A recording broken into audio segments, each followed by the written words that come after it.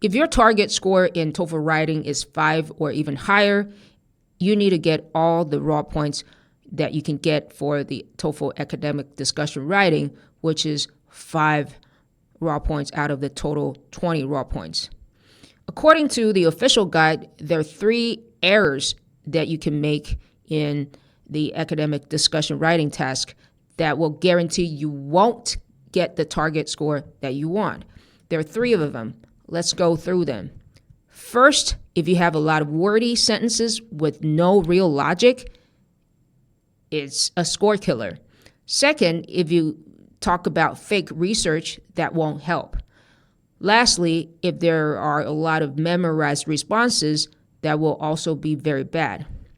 And plus, we will address a common misconception about template language. A lot of people believe that TOEFL, the E-rater, will punish template language, which is not exactly true. So we're going to look at them in the video today. Okay, let's look at this sample question. This is the abbreviated version. Do you think the government should ban inappropriate language on television? Here's what a 5-point answer looks like so that when we look at the errors, you can have a clear idea why they're wrong. First of all, this is a 120 word response. There's a clear statement, there's a reason, and there's a simple before-after story to support the reason. If you want to, you can pause this video and read again. All right, so this example shows a 5-point topic development. Now, let's look at the 3 bad examples that we want to show you. Example number 1. If you want to, you can pause and read through them. So basically, you'll find very long, wordy sentences like the significance of the issue raised by the proposal, namely blah, blah, blah, blah, blah, cannot be overstated. There are a lot of fancy wording throughout the entire answer.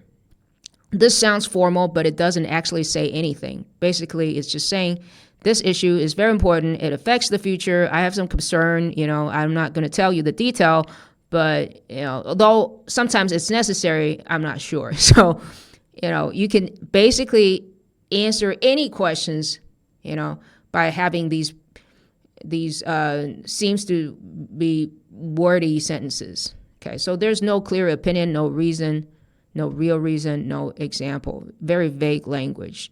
ETS says you're going to get a low score if you write like this. All right, let's look at example number 2. Again, if you want to, you can pause it and resume. All right, so this particular answer uses research, right? A survey conducted by CNN indicated that a large percentage of people believe that the use of offensive language negatively affects social standards. So it doesn't really say anything, but sometimes, in our mind, we feel like, oh, if I talk about research, then I'm being objective. But again, the ideas are generic.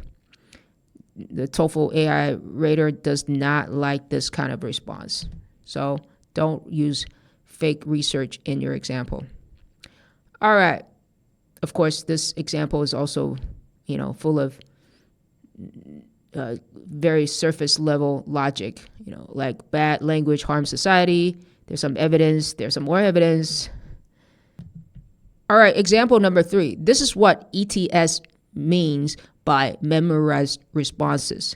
At the core of any discussion concerning whether, it must be recognized. So again, the response avoids giving a real answer. It's only talking about banning bad language is a complicated issue. The effects are unpredictable. Maybe there's some merit of doing not banning, but anyways, Again, it talks about complexity and risks, but never explains anything clearly. There's no clear position or supporting detail. So, and you can use this in every question, right? So you will get very low points in the AI scoring system. All right, last thing, let's talk about the misconception about templates. A lot of students are afraid of using templates. They think that words like, for example, this is because, as a result, will hurt their score. Actually, phrases like these are not the problem. Native speakers and writers and even official samples use them all the time. The real problem is memorizing entire chunks of content that could fit any topic. Fake studies, generic arguments, and those complex issues in modern society paragraphs. Okay. All right, so the final takeaway is that if you want a total score of 5 or more in TOEFL writing, avoid these 3 things. Don't write long, wordy sentences that say nothing. Don't use fake research. Don't rely on memorized contents that fit all topics. All right, when you practice, ask yourself, can I underline my opinion, my reason, and specific examples?